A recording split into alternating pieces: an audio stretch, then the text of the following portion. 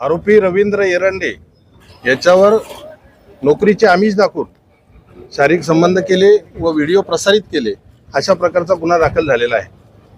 या गुन्ह्यामध्ये 2 दिवसाची पोलीस कोठडी देण्यात आलेली होती।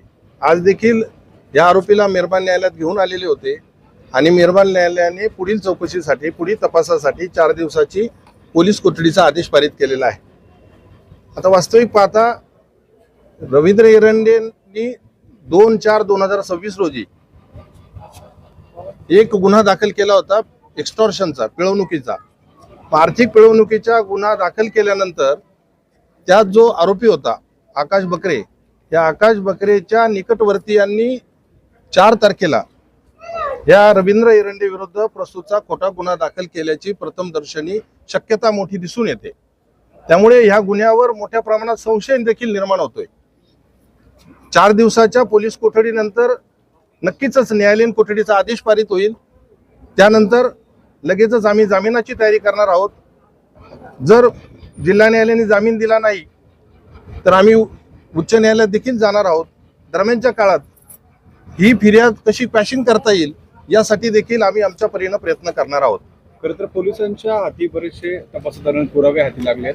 आपण कशाच्या आधारे नेमकं म्हणताय की या सगळ्या गुन्ह्यासंदर्भात जो कुठेतरी रागातून हा गुन्हा त्या ठिकाणी दाखल केला आहे किंवा फिर्यादी असताना आरोपी करण्यात आलाय?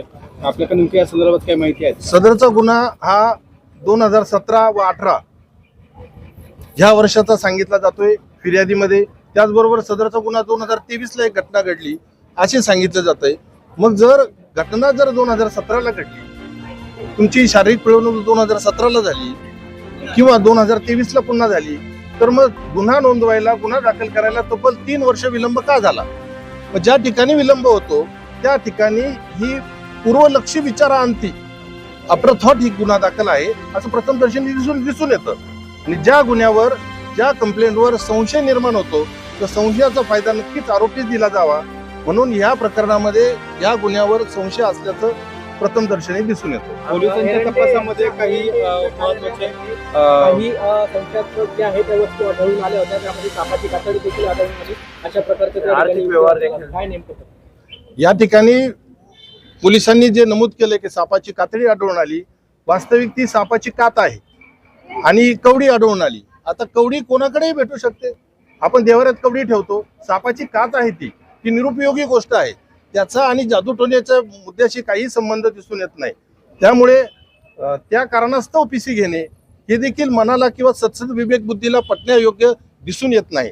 राहिला मुद्दा आर्थिक गुन्ह्यासंदर्भात, आर्थिक काही दस्त मिळून आले, गुन्हा दाखल झालेला आहे BNS 69 आणि 77 ह्या कलमानुसार झालेला आहे। त्याचबरोबर अत्याचार विरोधी अनुसूचित जाती जमाती अत्याचार प्रतिबंध कायदा 1989च्या 2 कलमानुसार दाखल झालेला आहे। त्या कलमांचा आणि आर्थिक दस्तावेज मिळण्याचा कोणताही संबंध नाहीये। मग आर्थिक दस्तावेज सापडले ते काय आहे ते तपास अधिकाऱ्यांनी सांगणं अत्यंत गरजेचं होतं, परंतु तपास अधिकारी त्याविषयी तोंडात का मिठाची गुळणी धरली याचं आम्हाला अद्याप उत्तर मिळालेलं नाही। ओके.